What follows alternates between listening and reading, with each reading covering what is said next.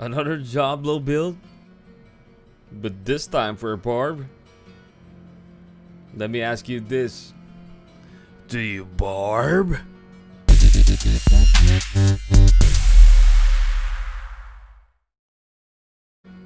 Alright, let's get to it. Alright, so for the first skill that you want to pick up, you pick up Flay. Flay is going to be your main resource generator, meaning you generate fury whenever you use Flay. There are other means of generating fury, but early game, this is what you're going to be using. Flay is pretty OP in my opinion early game because of the bleeding stack. I realize, or I happen to notice that bleeding is very strong early game in this iteration of Diablo. And then you can further modify the damage here. As you can see here, Flay will now have a 10% chance to make the enemy vulnerable for 2 seconds. So the new feature for Diablo is whenever you apply vulnerable status effect on enemies, they take more damage. Okay, and that's very crucial for your build because you want to be able to inflict status effects, bleeding. You need to be exposing your enemies by making them vulnerable to more damage. So in doing so, it allows you to inflict more damage at the same time, be able to clear more mobs easily, and even finish boss fights faster.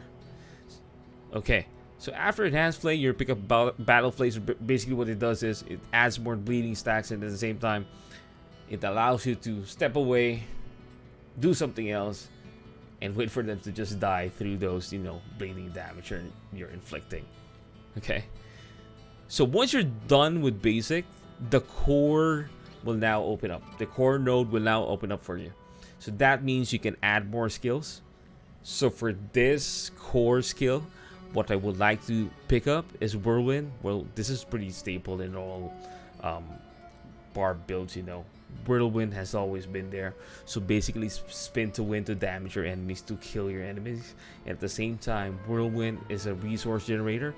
If you pick up Enhanced Whirlwind, you then generate 1 fury each time you deal direct damage to an enemy, and it increases if you're actually damaging elite enemies. To further improve Whirlwind, you pick up Violent Whirlwind. Okay? So that's for your core. Now, leave your core skills and then venture into the defensive tree at the moment. Okay? Because for the defensive tree, we're going to be adding 2 critical skills.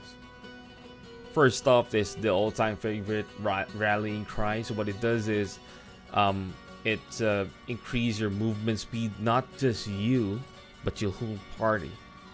So if you want to move from one area of the map to another without using the teleportation waypoint, without using the waypoint, then you might as well use Rallying Cry to speed up your movement and to speed up the movement of your party.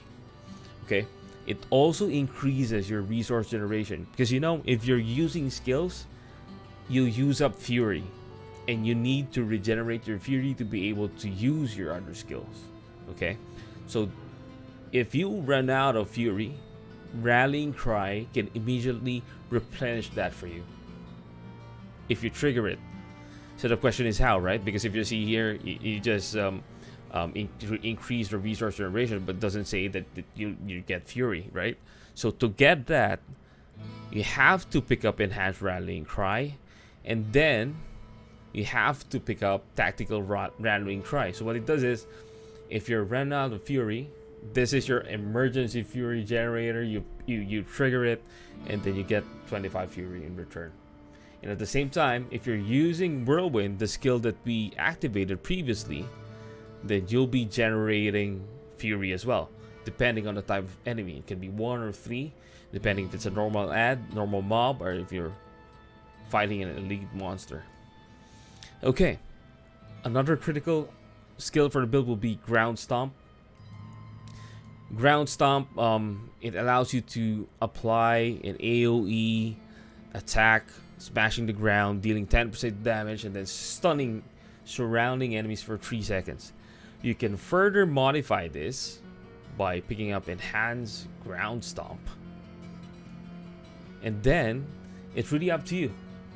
Do you want Ground Stomp to generate Fury, or do you want it to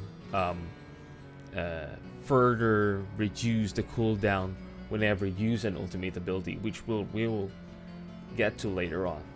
So up to you.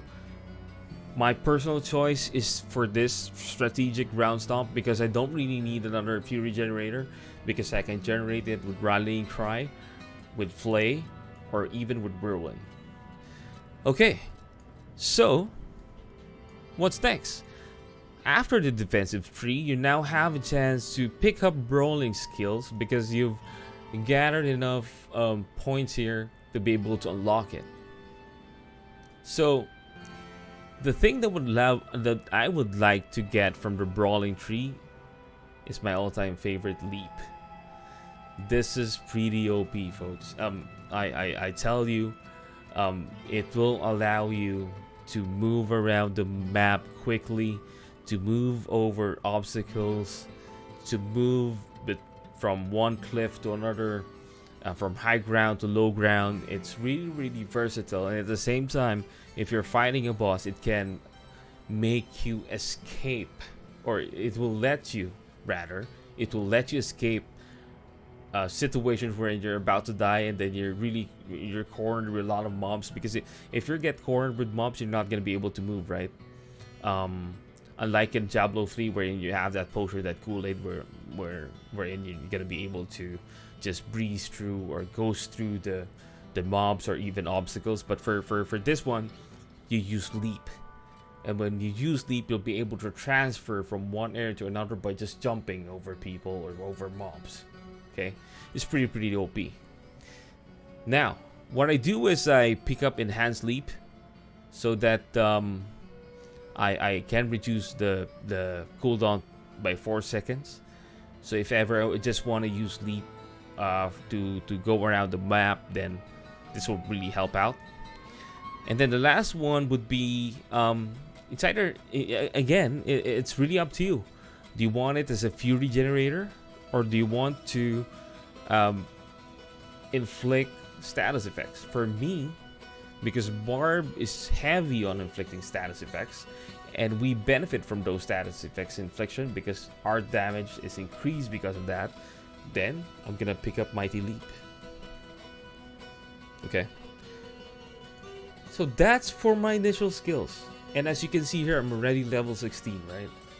Now, to be able to get to this next portion of the skill node, I would need to add more skill points to my skills.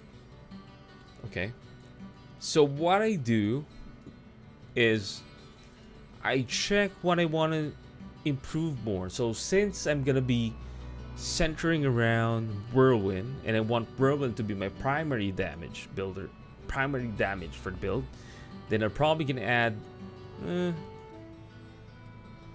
probably,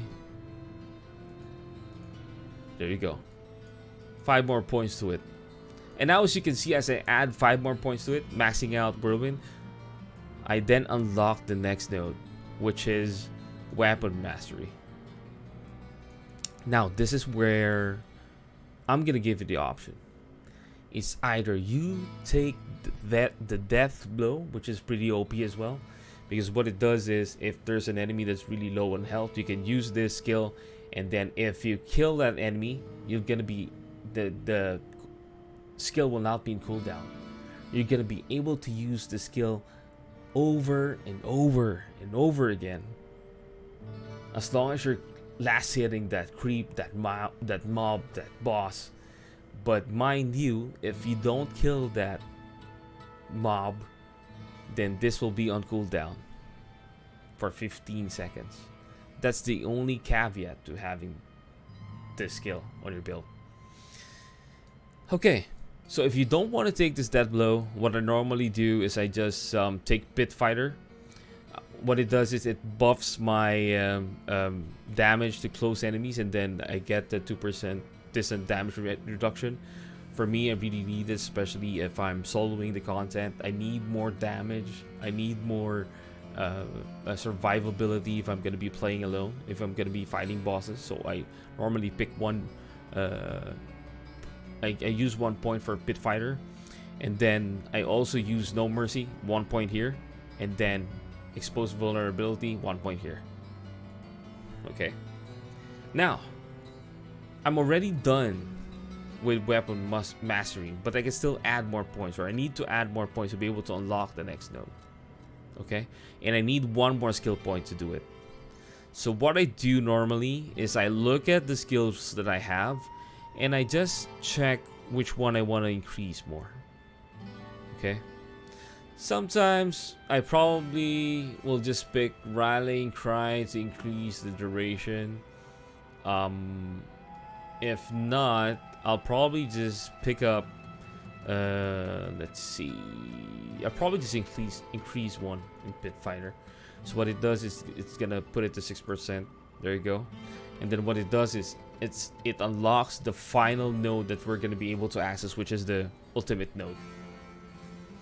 Now, for the ultimate node, this is where things get interesting, because the famous ones here are gonna be the Call of the Ancients, where you summon other barbs or souls of the barbs that passed away, or what do you call this, the legend barbs, and then they help you along the way.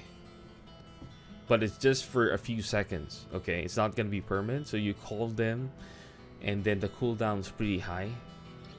So that's why you have to be mindful of your cooldowns. Okay. The next is the Wrath of Berserker. It's pretty self-explanatory here. If you use it, you get Berserking Unstoppable for 5 seconds, and then you deal direct damage with basic skills grants Berserking for 5 seconds. So basically, you're gonna be a lot stronger, a lot tankier, with more resistance if you use this. But since it's just, you know, Act 1, and you're just gonna be level 25, and the mobs are not gonna be that tough anyway, I pick up Call of the Ancients to be able to clear mobs faster. If you're gonna be asking yourself, how do I deal with a cooldown for 50 seconds? Well, the answer, if you pick this up, the answer is this one. The answer is the Ground Stomp.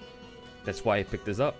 I picked this up so that I can reduce the cooldown of my ultimate skill 1 second for each enemy damaged by Ground Stomp. So what I do is, the way you do this is you group the ads.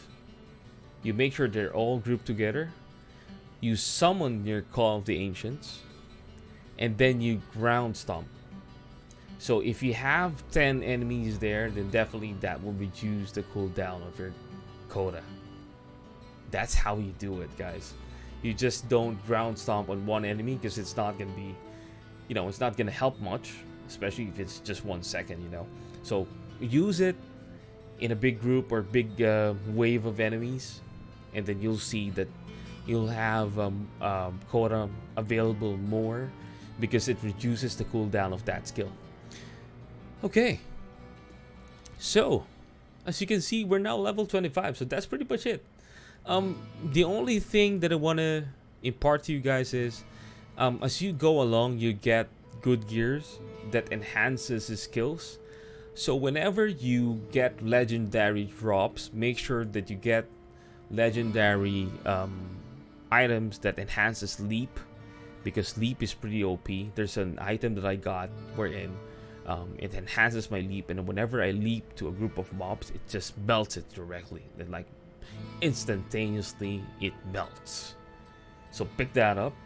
One more thing that you want to pick up is there's another ring that enhances whirlwind. So pick that up as well. Put it in your build. And then there's another one for Ground Stomp. So what it does for Ground Stomp is it modifies the skill and adds the earthquake effect damage over time to Ground Stomp. It's pretty nasty, and it helps you do some crowd control. So it's really helpful as well. For Rallying Cry, I believe there's something that there's a legendary that increases the number of the duration of Rallying Cry. As for quota, I haven't seen, or I haven't gotten the legendary for quota yet. I'm not sure if it's in the game because I haven't really checked all the items in the game because I want to be surprised, whenever I play it. So it could be there. But yeah.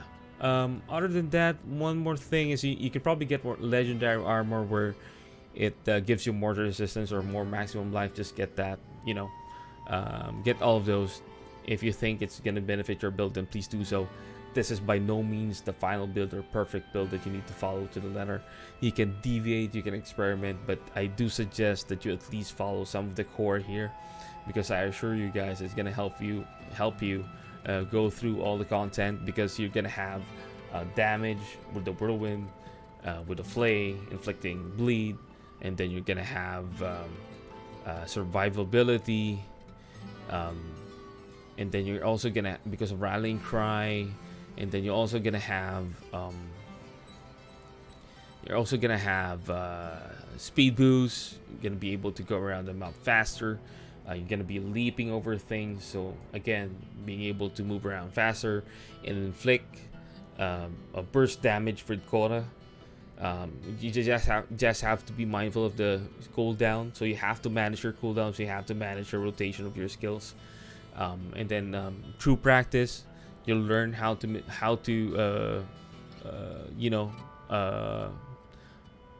manage your cooldowns. And if you ever get armor sets or armors that have +1 to skills, you will be able to unlock these two, and these two will also be helpful with your build.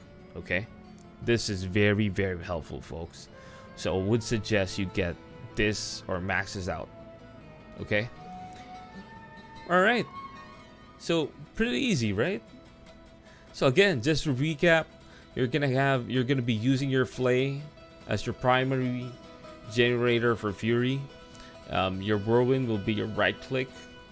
You're gonna be spinning to win, and then whenever you right click, you press rallying cry to shout, and then add resource generation to your build so that you don't run out of resources. Just you keep on spinning over enemies and killing them, right? And then to move around or to transfer from one group of mobs to another, you have leap. And then for improving the damage that you have, damage output, you pick up pit fighter to boost all your skills. And then lastly, you use your ultimate quota to melt everyone. All right, pretty easy, huh? It took me longer than I expected. It took me longer to explain everything, but I really, really wanted to impart this to you guys because I wanted you guys to have fun. Have fun using Barbarian this open beta weekend. It's a really, really fun character. One of the characters I really love playing in Diablo 3 and even Diablo 2. And I think it's pretty overlooked because of its damage output. Remember, if you're playing Barb, one more thing before I go. Remember that if you're playing Barb, expect that you're going to be doing less damage at the moment, because they haven't really patched it yet or buffed Barb yet. You have to expect that if you're in a party like of 4, since the health of the bosses is scaled, right, to the number of people in the party, so, and even the difficulty, right, just expect that you're going to be damaging less, and the sorcerers will be, damaging enemies more than you anyway, or inflicting damage more than you, even the rogues, right? And the incoming necromancer and druid, they could have more damage than you, but don't be alarmed, man. Just have fun, jump over people, smash people, bash people, spin to win, and then use your quota. And that's it, folks. Hope to see you again in another build. Hopefully I'm gonna be able to build a necromancer build this weekend, or even a druid. I don't know yet, but yeah, hope this helped you. And if you like the content, I'm gonna start having this content with Diablo 4. Really want it to be the core of my channel. So if you like this, and if you like to get more of these, then hit like and hit subscribe and add a comment, and just let me know you're here. Okay, all right, folks, that's it for my video. I know it's pretty long, But hopefully it helped you out. And you know, you're gonna be barbing soon, boys. Peace out.